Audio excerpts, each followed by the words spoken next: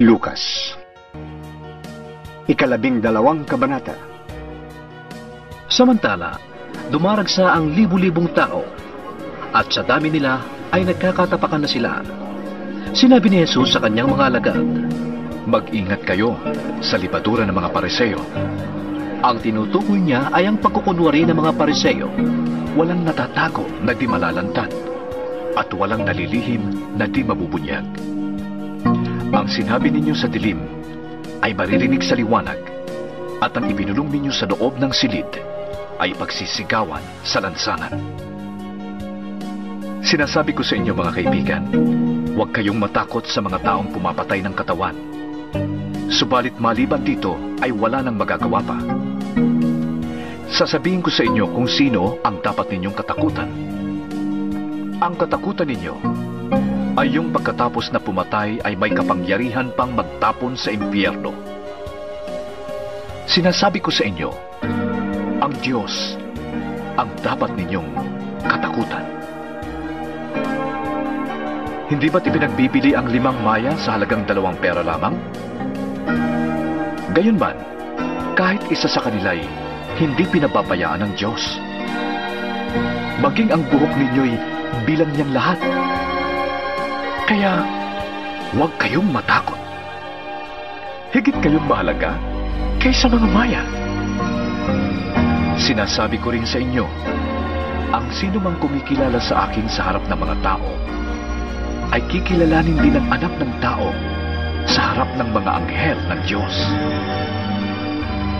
Ngunit ang magkaila sa akin sa harap ng mga tao, ay ikakaila ko rin naman sa harap ng mga anghel ng Diyos. Ang sino mang magsasalita laban sa anak ng tao ay mapapatawad. Ngunit, ang sino mang lumapastangan sa Espiritu Santo ay hindi mapapatawad. Kapag kayo'y dinala nila sa sinagoga o sa harap ng mga tagapamahala at ng mga may kapangyarihan upang litisin, huwag ninyong isipin kung paano ninyong ipagtatanggol ang inyong sarili o kung ano ang inyong sasabihin, sapagkat sa oras na yon, ang Espiritu Santo ang magtuturo sa inyo kung ano ang dapat niyong sabihin. Sinabi kay Jesus ng isa sa mga naroroon, "Guro, iutos nga po ninyo sa kapatid kong ibigay niya sa akin ang bahagi ko sa aming mana." Sumagot siya, "Sino ang naglagay sa akin bilang hukom o tagapaghati ng mana ninyo?" At sinabi niya sa kanilang lahat, "Mag-ingat kayo sa lahat ng uri ng kasakiman, sapagkat ang buhay ng tao ay wala sa dami ng kanyang kayamanan." Pagkatapos, isinalaysay ni Jesus ang isang talinghaga. Isang mayaman ang umani ng sagana sa kanyang bukirin. Kaya't nasabi niya sa sarili, anong gagawin ko ngayon? Wala na akong paglagyan ng aking ani. Alam ko na. Ipagigiba ko ang aking mga kamalig at magpapatayo ako ng mas malalaki. Doon ko ilalagay ang aking ani at ibang ari-arian. Pagkatapos, ay sasabihin ko sa aking sarili, hayan, marami ka nang naipon para sa mahabang panahon. Kaya't mamahinga ka na lamang, kumain, uminom at magpasarap sa buhay. Ngunit sinabi sa kanya ng Diyos, "Hangal, sa gabi ring ito'y babawian ka na ng buhay. Kanino ngayon mapupunta ang mga inilaan mo para sa iyong sarili?" Ganyan ang sasapitin ng sino mang nagtitipo ng kayamanan para sa sarili, ngunit dukha naman sa paningin ng Diyos.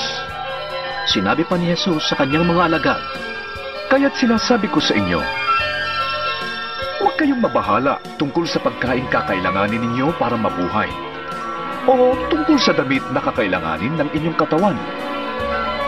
Sapagkat ang buhay ay higit na mahalaga kaysa pagkain, at ang katawan kaysa pananamit. Tingnan ninyo ang mga uwak. Hindi sila nagtatanim ni umaani. Wala silang bodega ni kamalig. Ngunit, pinapakain sila ng Diyos. Higit kayong mahalaga kaysa mga ibon. Sino sa inyo ang makapagpapahaba ng kanyang buhay ng kahit isang oras sa pamamagitan ng pagkabalisa? Kung hindi ninyo magawa ang ganong kaliit na bagay, bakit kayo nababalisa tungkol sa ibang mga bagay? Tingnan ninyo ang mga bulaklak sa parang at unawain kung paano silang lumalago. Hindi sila nagtatrabaho ni humahari? Ngunit sinasabi ko sa inyo, kahit si Solomon, sa kabila ng kanyang kayamanan, ay hindi nakapagdamit ng kasing ganda ng isa sa kanila. Kung dinadamitan ng Diyos ang mga damo sa parang na buhay ngayon at kinabukas ay iginagatong sa kalan, kayo pa kaya? Kay liit ng inyong pananalig sa Kanya. Kaya't huwag kayong labis na mag-isip kung saan kayo kukuha ng kakainin at iinumin. Huwag kayong mabalisa. Ang mga bagay na ito ang pinagkakaabalahan ng mga taong di nananalig sa Diyos. Alam ng inyong Ama na kailangan ninyo ang lahat ng yan. Kaya't pagsumikapan muna ninyo ng higit sa lahat na kayo'y pagharian ng Diyos at ibibigay niya sa inyo ang lahat ng inyong kailangan. Huwag kayong matakot, munting kawan, sapagkat ikinalulugod ng inyong Ama na ibigay sa inyo ang kaharian. Ipagpili ninyo ang inyong ari-arian at ipamahagi sa mga dukha ang pinagbilhan. Gumawa kayo ng mga sisidlang hindi naluluma at mag-impok kayo ng kayamanang hindi nawawala. Mag-impok kayo ng kayamanan sa langit, sapagkat dooy walang magnanakaw na pumapasok at bukbok na naninira. Sapagkat kung nasaan ang inyong kayamanan, ay naroon din ang inyong puso. Maging handa kayong lagi at panatilihing maliwanag ang inyong mga ilawan. Tumulad kayo sa mga utosang naghihintay sa pag-uwi ng kanilang Panginoon buhat sa kasalan, upang kung ito'y dumating at kumatok, ay mabuksan nila agad ang pinto. Mapalad ang mga utosang aabutang nagbabantay pagdating ng kanilang Panginoon. Sinasabi ko sa inyo, magbibihis siya. Ipaghahanda sila ng pagkain at pagsisilbihan. Mapalad sila kung maratnan niyang handa sila, maging sa hating gabi o sa madaling araw man siya dumating.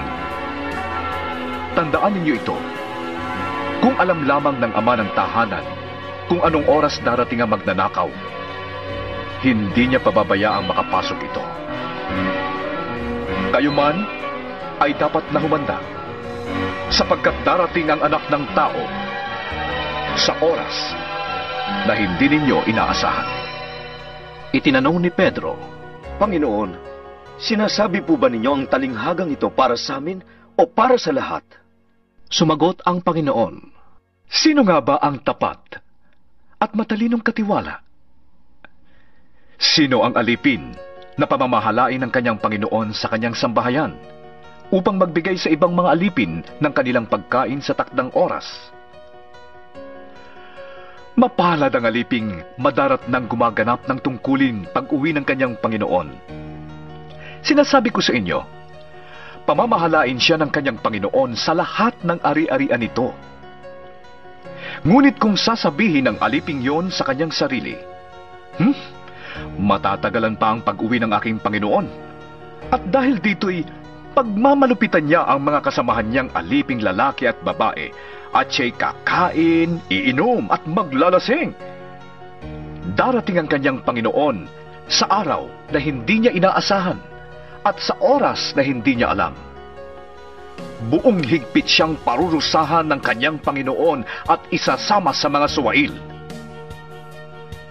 Ang alipin namang nakakaalam ng kalooban ng kanyang Panginoon, ngunit nagpapabaya o ayaw tumupad sa ipinagagawa nito, ay parurusahan ng mabigat.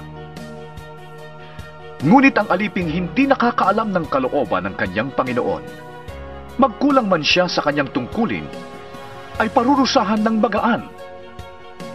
Ang binigyan ng maraming bagay ay hahanapan ng maraming bagay. At ang pinagkatiwalaan ng lalong maraming bagay ay pananagutin sa lalong maraming bagay.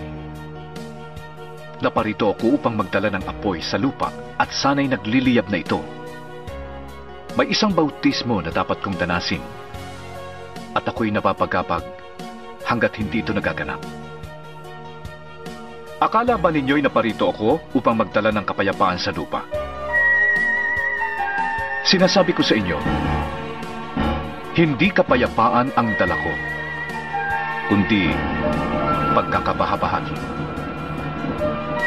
Mula ngayon, ang 5 sa isang sambahayan ay mahahati.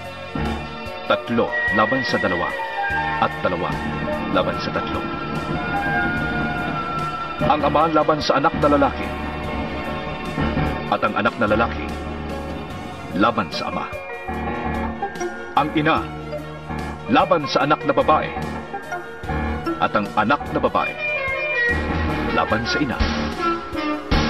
Ang biyanang babae laban sa manugang na babae at ang manugang na babae laban sa biyanang babae. Sinabi rin ni Jesus sa mga tao, Kapag nakita ninyong kumakapal ang ulap sa kanluran, sinasabi ninyong uulan. At ganun nga ang nangyayari. At kung umiihip ang hanging timog, ay sinasabi ninyong iinit.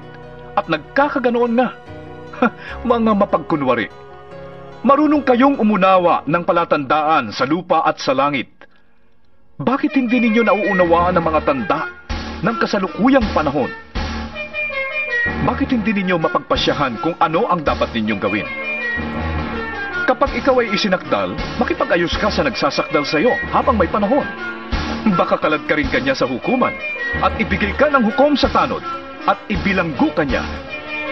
Sinasabi ko sa iyo, hindi ka makakalabas doon hanggat hindi mo nababayaran ang kahuli-hulihang sentimo.